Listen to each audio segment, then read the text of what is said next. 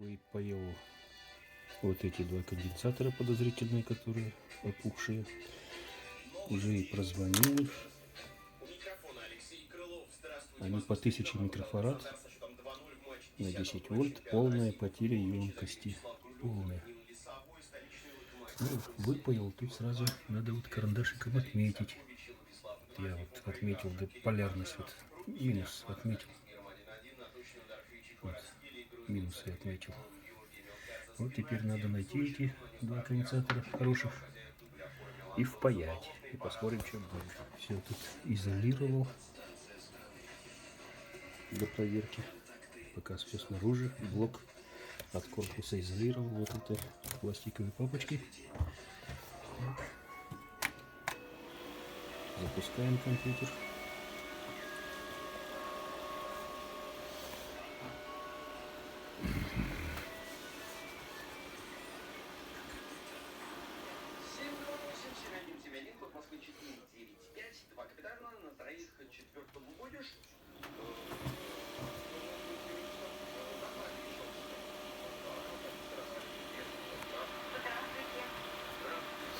Запускаться не желает.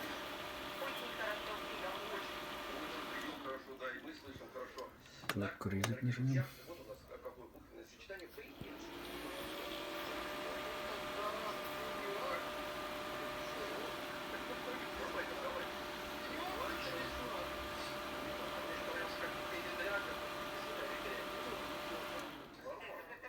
Так, вот еще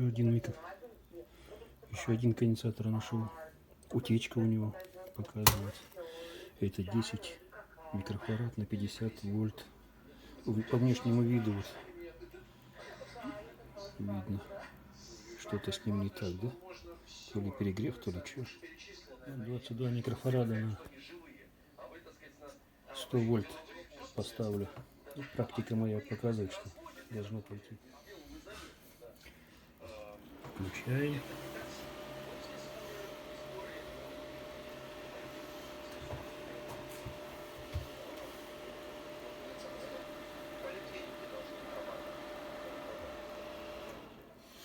И ничего не происходит, все то же самое, да?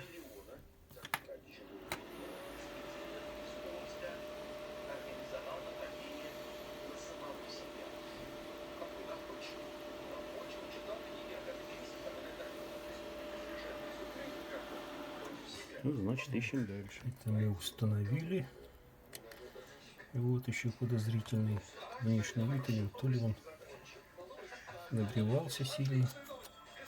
Сейчас его отпаяю и проверю. И здесь с этой стороны хорошо видно, минус-то обозначен. Не запутаемся, видно уже стало. Вот все эти конденсаторы наружу повыдали. Незначительная потеря емкости оказалась у этого конденсатора.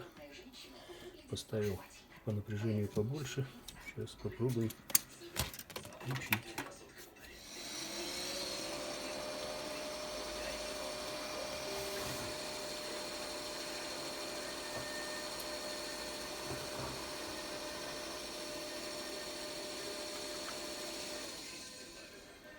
Не запускается, значит, еще неисправность.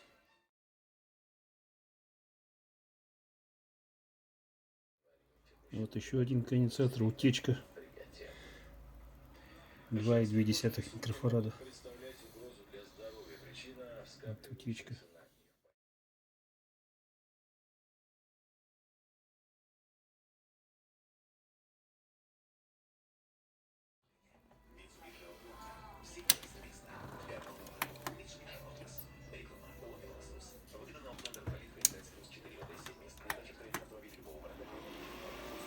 Включает. 2,2 микрофарада выпаял, заменил. Все. Вот все электролитические конденсаторы поменял, которые вот были на подозрении. Больше никаких ни микросхем, ни диодных мостиков, ничего, ни транзисторов не менялось. Только электролитические конденсаторы. Два, значит, конкретно вздутые, а остальные уже вот в этой цепи уже вокруг вздутых. Там, вероятно, была температура большая. Ну и, конечно, качество еще их изготавливают. Сейчас, вот, допустим, с советского времени конденсаторы, они до сих пор еще, я их применяю при ремонте и прекрасно себя ведут. А эти непонятно где произведены. Но это я вот изолирую.